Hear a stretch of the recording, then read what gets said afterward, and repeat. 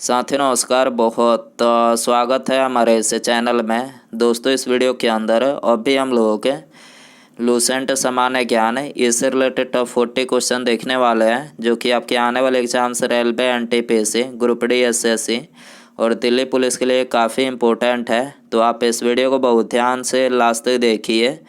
Channel पर नया तो चैनल को सब्सक्राइब कर जो पास वाले घंटी का निशान है उसे भी ऑन कर दें, ठीक है। तो चलिए शुरू करते हैं। देखिए यहाँ पर हमारा पहला क्वेश्चन है, सीसा पेंसिल के निर्माण में निम्नलिखित में से किस सामग्री का प्रयोग किया जाता है। तो देखिए इसे करेक्ट आंसर ऑप्शन सी हो जाएगा। सीसा पेंसिल के निर्माण में ये ग्रेफाइट का प्रयोग किया जाता है, ठीक है। इसके अलावा ग्रेफाइट जो होता है ये कार्बन का अपरूप होता है, ठीक है। क्वेश्चन नंबर 2 है, परमाणु ऊर्जा के उत्पादन में प्रयोग किया जाने वाला आइसोटोप निम्नलिखित में से कौन सा है। तो देखिए परमाणु ऊर्जा के उत्पादन में प्रयोग किया जाने वाला जो आइसोटोप है तो ये है यूरेनियम 235, ठीक है। ये करेक्ट हो जाएगा। क्वेश्चन नंबर 3 है, पृथ्वी कितनी पुरानी है इसका निर्धारण किस प्रकार किया जा सकता है। तो देखिए इसका निर्धारण जो है ये रेडियोमेट्रिक काल निर्धारण के द्वारा किया जा सकता है, ठीक है। बी करेक्ट हो जाएगा। क्वेश्चन नंबर 4 है, अशोक ने किस बौद्ध साधु से प्रभावित होकर बौद्ध धर्म अपनाया था। तो देखिए इसे करेक्ट आंसर ऑप्शन बी हो जाएगा। अशोक ने ये उपगुप्त बौद्ध साधु से प्रभावित होकर बौद्ध धर्म को अपनाया था, ठीक है। क्वेश्चन नंबर 5 है, स्टील में कार्बन का प्रतिशत मात्रा निम्नलिखित में से कितना होता है। तो देखिए स्टील में जो कार्बन की प्रतिशत मात्रा होती है तो ये होती है 0.1 से 1.5% जो है होती है, ठीक है। ये करेक्ट हो जाएगा। क्वेश्चन नंबर 6 है, जर्मन सिल्वर में निम्नलिखित में से कौन सा नहीं होता है। तो देखिए इसे करेक्ट आंसर ऑप्शन सी हो जाएगा। जर्मन सिल्वर में ये चांदी यानी सिल्वर जो है नहीं होता है, ठीक है। इसके अलावा जर्मन सिल्वर जो होता है तांबा, निकेल और जस्ता का मिश्र धातु होता है, यानी ये तीनों होता है उसमें, ठीक है। क्वेश्चन नंबर 7 है, ब्रिटिश साम्राज्यवाद के दौरान भारत के आर्थिक अफवाह का सिद्धांत किसने प्रस्तुत किया था। तो देखिए इसे करेक्ट आंसर ऑप्शन बी हो जाएगा। दादा भाई नौरोजी ने ये ब्रिटिश साम्राज्यवाद के दौरान भारत के आर्थिक अफवाह का सिद्धांत जो है प्रस्तुत किया था। और कब प्रस्तुत किया था तो ये 1867 में जो है प्रस्तुत किया था, ठीक है। क्वेश्चन नंबर 8 है, प्रथम भारतीय कमांडर इन चीफ निम्नलिखित में से कौन थे।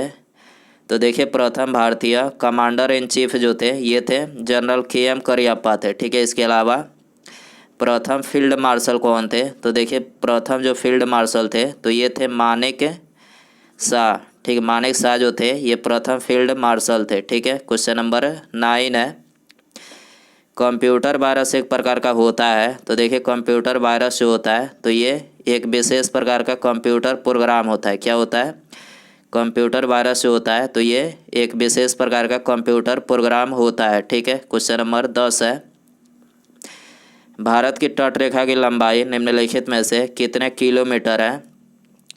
तो देखिए इसे करेक्ट आंसर ऑप्शन सी हो जाएगा। भारत के तटरेखा की जो लंबाई है तो ये है 7516.6 किलोमीटर, ठीक है। इसके अलावा भारत के मुख्य भूमि की तटरेखा की लंबाई कितनी है। तो देखिए भारत के मुख्य भूमि की तटरेखा की जो लंबाई है वो है 6100 किलोमीटर है, ठीक है। क्वेश्चन नंबर 11 है, भारत की सबसे लंबी सुरंग जवाहर सुरंग किस राज्य में स्थित है।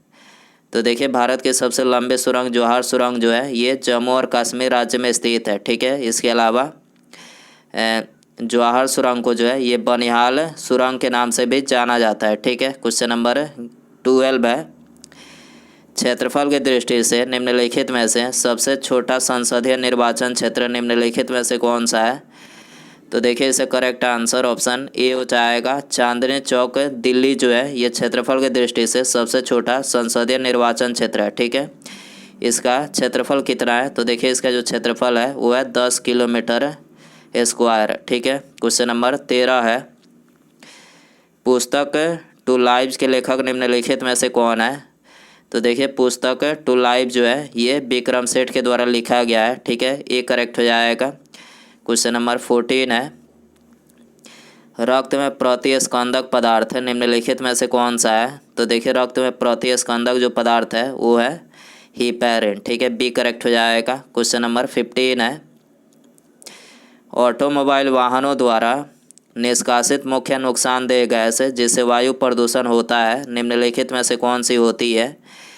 तो देखिए ये होती है कार्बन मोनोऑक्साइड, जिससे जो कि वाहन से निकलता है और ये वायु को प्रदूषित करता है। ठीक है, क्वेश्चन नंबर 16 है, विश्व बैंक का एक अन्य नाम है। तो देखिए इसे करेक्ट आंसर ऑप्शन ए हो जाएगा, अंतर्राष्ट्रीय पुनर्निर्माण तथा विकास बैंक जो है ये विश्व बैंक का एक अन्य नाम है। ठीक है, इसके अलावा विश्व बैंक की स्थापना कब हुई थी? तो देखिए विश्व बैंक की जो स्थापना हुई थी तो ये 1944 को हुई थी। ठीक है, क्वेश्चन नंबर 17 है, प्रोफेसर अमर्त्य सेन को नोबेल पुरस्कार किस क्षेत्र में उनके योगदान के लिए दिया गया था?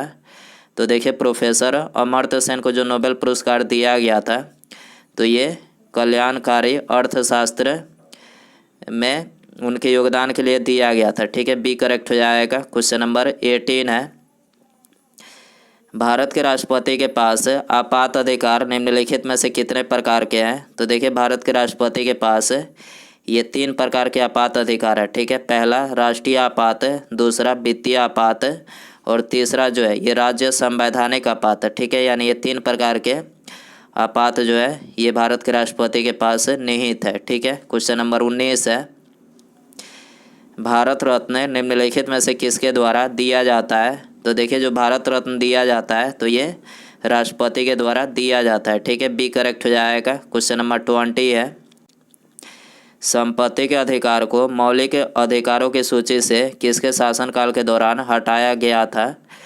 तो देखिए इसे करेक्ट आंसर ऑप्शन बी हो जाएगा, संपत्ति के अधिकार को मौलिक अधिकारों की सूची से ये मोरारजी देसाई के कार्यकाल के दौरान हटाया गया था। ठीक है, बी करेक्ट हो जाएगा। क्वेश्चन नंबर 21 है, भारत के उच्चतम न्यायालय को प्राप्त है। तो देखिए भारत के उच्चतम न्यायालय को ये मूल, अपीलीय और परामर्शदायी अधिकार क्षेत्र जो है प्राप्त है। ठीक है, डी करेक्ट हो जाएगा। क्वेश्चन नंबर 22 है, निम्नलिखित में से कौन सा देश सार्क का सदस्य नहीं है? तो देखिए इसे करेक्ट आंसर ऑप्शन डी हो जाएगा, म्यांमार जो है ये सार्क का सदस्य नहीं है। इसके अलावा सार्क में कुल 8 सदस्य देश है, पहला अफगानिस्तान, दूसरा बांग्लादेश, तीसरा भूटान, चौथा भारत, पांचवा नेपाल, छठा मालदीव, सातवां पाकिस्तान और आठवां जो है श्रीलंका। यानी कुल 8 सदस्य देश जो है ये सार्क के सदस्य हैं। ठीक है, क्वेश्चन नंबर 23 है, राज्य के नीति निर्देशक तत्वों का सिद्धांत भारतीय संविधान के कौन से भाग से संबंधित है? तो देखिए राज्य के नीति निर्देशक तत्वों का जो सिद्धांत है तो ये भारतीय संविधान के भाग 4 से संबंधित है। ठीक है, क्वेश्चन नंबर 24 है, एक वर्ष में अधिकतम कितने व्यक्तियों को भारत रत्न दिया जा सकता है? तो देखिए इसका करेक्ट आंसर ऑप्शन बी हो जाएगा, एक वर्ष में कम से कम 3 व्यक्तियों को जो है ये भारत रत्न दिया जा सकता है। ठीक है, क्वेश्चन नंबर 25 है, टाइफाइड बुखार निम्नलिखित में से किसके द्वारा होता है? तो देखिए जो टाइफाइड बुखार होता है तो ये जीवाणु के द्वारा होता है। ठीक है, क्वेश्चन नंबर 26 है, दिल्ली सल्तनत में तुगलक राजवंश का अंतिम शासक निम्नलिखित में से कौन था? तो देखिए दिल्ली सल्तनत में तुगलक राजवंश का जो अंतिम शासक था तो ये नसरुद्दीन मोहम्मद था। ठीक है, सी करेक्ट हो जाएगा। क्वेश्चन नंबर 27 है, भारतीय संविधान में न्यायपालिका की न्यायिक पुनर्विलोकन की शक्ति कहाँ के संविधान से ली गई है? तो देखिए भारतीय संविधान में न्यायपालिका के न्यायिक पुनर्विलोकन की जो शक्ति लिया गया है तो ये अमेरिका के संविधान से लिया गया है। ठीक है, क्वेश्चन नंबर 28 है, उच्चतम न्यायालय के द्वारा कितने प्रकार के रिट जारी किए जा सकते हैं? तो देखिए उच्चतम न्यायालय के द्वारा ये 5 प्रकार के रिट जो है जारी किया जा सकता है। ठीक है, पहला प्रत्यक्षीकरण रिट, दूसरा परमादेश, तीसरा प्रतिषेध, चौथा अधिकार परीक्षा लेख और 5वां जो है ये उत्प्रेषण। यानी ये 5 प्रकार के उच्चतम न्यायालय में रिट जो है जारी किए जा सकते हैं। ठीक है, क्वेश्चन नंबर 29 है, राज्य लोक सेवा आयोग अपनी वार्षिक रिपोर्ट निम्नलिखित में से किसे प्रस्तुत करता है? तो देखिए इससे करेक्ट आंसर ऑप्शन बी हो जाएगा। राज्य लोक सेवा आयोग अपनी वार्षिक रिपोर्ट जो है ये राज्य के राज्यपाल को प्रस्तुत करता है। ठीक है, बी करेक्ट हो जाएगा। क्वेश्चन नंबर 30 है, भारतीय संविधान का अनुच्छेद 22 निम्नलिखित में से किससे संबंधित है? तो देखिए भारतीय संविधान का अनुच्छेद जो 22 है ये कुछ मामलों में गिरफ्तारी और हिरासत के खिलाफ संरक्षण से संबंधित है। ठीक है, क्वेश्चन नंबर 31 है, मानव निर्मित गोविंद सागर झील का संबंध किस परियोजना से है? तो देखिए इसका करेक्ट आंसर ऑप्शन बी हो जाएगा। मानव निर्मित गोविंद सागर झील का जो संबंध है तो ये भाखड़ा नांगल परियोजना से है। ठीक है, बी करेक्ट हो जाएगा। क्वेश्चन नंबर 32 है, वास्तविक सूर्योदय से पहले सूर्य का दिखाई देना निम्नलिखित में से किसका उदाहरण है?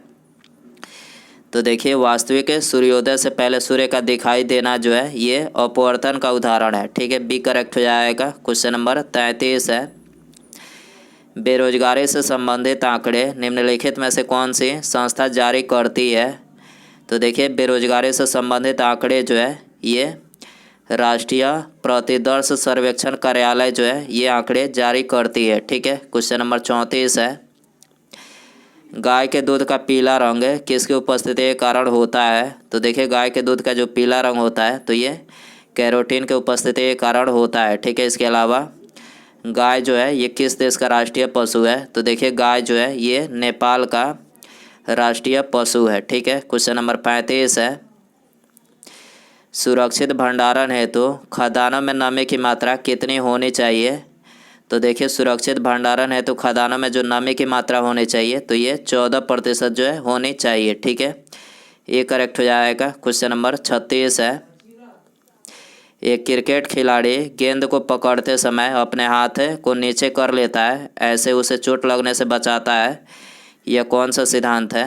तो देखिए इसे करेक्ट आंसर ऑप्शन बी हो जाएगा। ये है संवेग का संरक्षण का सिद्धांत। ठीक है, बी करेक्ट हो जाएगा। क्वेश्चन नंबर 37 है, भारत में महात्मा गांधी राष्ट्रीय ग्रामीण रोजगार गारंटी योजना यानी मनरेगा के तहत श्रमिकों को सबसे अधिक रोजगार मुहैया कराने वाला राज्य कौन बना है? तो देखिए मनरेगा के तहत श्रमिकों को सबसे अधिक रोजगार मुहैया कराने वाला जो राज्य बना है तो ये बना है उत्तर प्रदेश राज्य। ठीक है, तो यहाँ पर बी करेक्ट हो जाएगा। क्वेश्चन नंबर 38 है, भारतीय संविधान के किस अनुच्छेद में बजट की बात कही गई है? तो देखिए इसका करेक्ट आंसर ऑप्शन सी हो जाएगा। भारतीय संविधान के अनुच्छेद 112 में जो है ये बजट की बात कही गई है। ठीक है, क्वेश्चन नंबर 39 है, निम्नलिखित में से किसने राष्ट्रपति शासन को मृत्यु पत्र की संज्ञा दी थी? तो देखिए इसका करेक्ट आंसर ऑप्शन ए हो जाएगा। भीमराव अंबेडकर ने ये राष्ट्रपति शासन को मृत्यु पत्र की जो है संज्ञा दी थी। ठीक है, उसके बाद यहाँ पर हमारा अगला क्वेश्चन है, दिल्ली के किस सुल्तान ने सबसे ज़्यादा नहरों का निर्माण करवाया था? तो देखिए यहाँ पर आपको 4 ऑप्शन दिया गया है। ऑप्शन ए फिरोज शाह तुगलक, इल्तुतमिश, बलबन या फिर सिकंदर लोधी। तो दोस्तों आप इसका आंसर जो है कमेंट बॉक्स में ज़रूर बताएं। वीडियो पसंद आया तो वीडियो को ज़्यादा से ज़्यादा लाइक करें, चैनल पर नया तो चैनल को सब्सक्राइब और पास वाले जो घंटे का निशान है इसे भी ऑन कर दें। ठीक है, मिलते हैं अगले वीडियो में। Thanks for watching.